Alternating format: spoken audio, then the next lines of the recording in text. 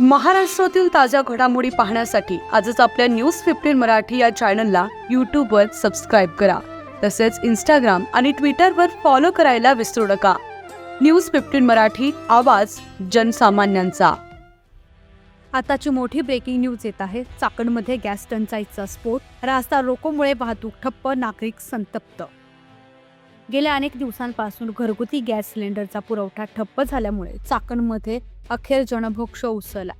संतप्त नागरिकांनी आज थेट रस्त्यावर उतरून रास्ता रोको आंदोलन छेडलं, ज्यामुळे संपूर्ण परिसरातील वाहतूक काही काळासाठी अक्षरशः कोलमडली. चाकण आणि परिसरात गॅस सिलेंडरची तीव्र टंचाई निर्माण झाली आहे. नागरिकांनी 15 ते 20 दिवसांपूर्वी बुकिंग करूनही सिलेंडर मिळत नसल्याने संताप वाढत चाललाय.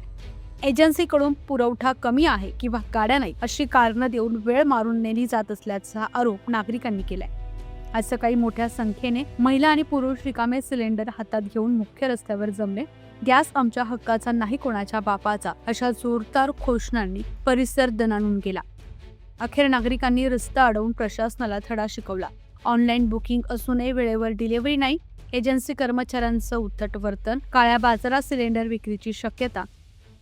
चाकण हे पुण्याचे महत्त्वाचे औद्योगिक हब असल्यानं या आंदोलनाचा मोठा फटका बसला आहे. तळेगाव चाकण मार्ग आणि नाशिक हायवेवर वाहनांच्या लांबच लांब रांगा लागल्या होत्या. कामगार, शालेय बस आणि प्रवासी यांना प्रचंड त्रास सहन करावा लागला. घटनेची माहिती मिळताच पोलीस आणि प्रशासन घटनास्थळी दाखल झाले. गॅस कंपन्यांच्या प्रतिनिधींशी तातडीची चर्चा करण्यात आली. 2 ते 3 दिवसात पुरवठा सुरळीत करू असं आश्वासन देण्यात आल्यानंतर नागरिकांनी आंदोलन मागे घेतलं. जर लवकरात लवकर गॅस पुरवठा सुरळीत झाला नाही तर यापेक्षा तीव्र आंदोलन छेडला जाईल असा इशारा चाकणकरांनी प्रशासनाला दिला आहे. ते आले ते कंपनीतले कामगार आहेत. आज आम्ही इथे जे उभे आहे ते गॅस आम्हाला दोन म्हणजे गॅस संपलेले आहेत. आम्ही सगळे सामान्य लोक आहे.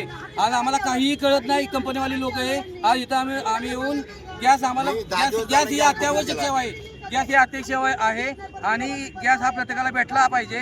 आमचं असं म्हणणं होतं की आज यांनी अचानक आदेश लावला तहसीलदार साहेबांनी की बाबा तुम्हाला वेटिंग प्रमाणे गॅस भेटेल.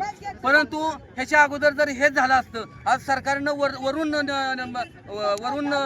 सरकारचं म्हणणं आहे की तुम्हाला गॅस सुरळीत भेटेल, परंतु सुरळीत गॅस आम्हाला भेटला नाही. आम्ही 15-15, 20-20 दिवस, महिना झालं वेटिंगवरती आहे. आज माझी वैयक्तिक दोन्ही कामं बुडवून आम्ही इथं गॅस घेण्यासाठी इथं आलेलो आहे, तरी आम्हाला गॅसची कुठेही उपलब्ध नाही. आज एजन्सीवाला सुद्धा इथं आज कुणी कोणी दखल घ्यायला नाही.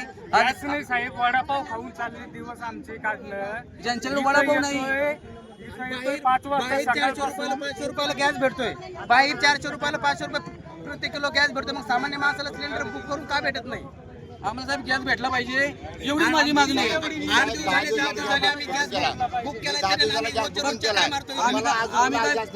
आम्ही बायकापूर काय उपाशी ठेवायचे का?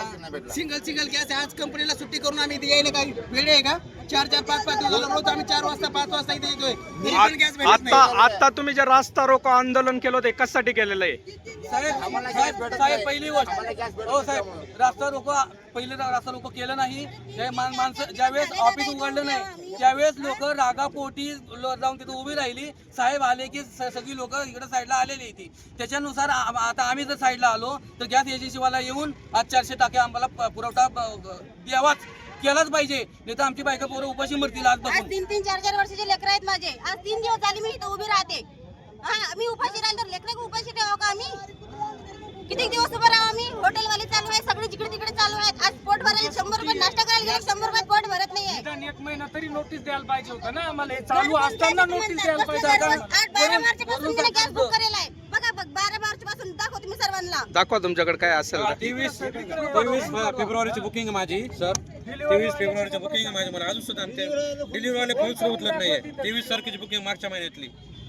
डिलिव्हरीवाला नंबर 4-5 गाड्यांचे नंबर आहेत. प्रत्येक गाडीवाल्याला नंबर लावून झाले तर कुठलाही डिलिव्हरी बॉय फोन उचलत नाही. बघा 12 मार्च पासून मी ऑनलाईन बुक केलेला गॅस आहे. म्हणतात घरपोच येणार आहे. कुठे घरपोच येणार आहे?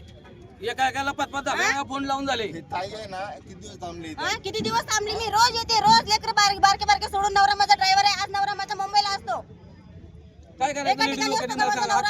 किती दोन प्रश्न आहे. सोडून इथं येते, लेकरांना शाळेत पोहोचवले, परत जाते, परत म्हणजे दादा माझी टाकी बघा, मी लेकरं सोडून घरून येते. बरोबर आहे. किती दिवस थांबायचं इथं? आज मोकळी टाकी घेऊन आल्या, सिंगल टाकीवाला मोकळी टाकी घेऊन आला, म्हणजे तो कशावर स्वयंपाक बनवणार मला सांगा. 100 रुपयात पोट भरत नाही. 25-30 रुपये वडापाव केला. लेकराला खाऊ घालायचं का मी खायचं का नवऱ्याला तिकडे म्हणायचं का बाबा पैसे टाकवा. किती टाकणार नवरा पण पैसे? आणि हे आहेत का रोड जाम करू नका म्हणजे आम्ही तक्रार करावं कुठं?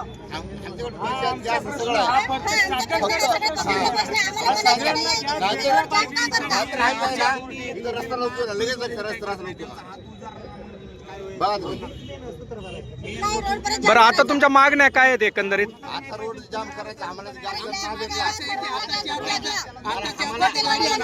आता इथं गाडी आणून इथे जेवढे लोक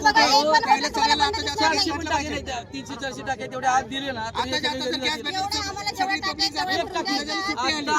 आमच्या समोर आमच्या पुढं भारत गॅसची टाकी गाडी गेलेली आहे. त्याचं लोकांनी स्पष्ट बघितलेलं आहे. लागले आणि आम्ही इथं आमच्या हक्कासाठी लढू लागलो तर तुम्ही आम्हाला म्हणता की घरी जा म्हणून घर पोहोचणार आहे. म्हणजे आम्ही वाट बघायची का? मराव का आम्ही लेकरा वाकरा सगळं घेऊन मराव आम्ही इथं पोट भरायला आलो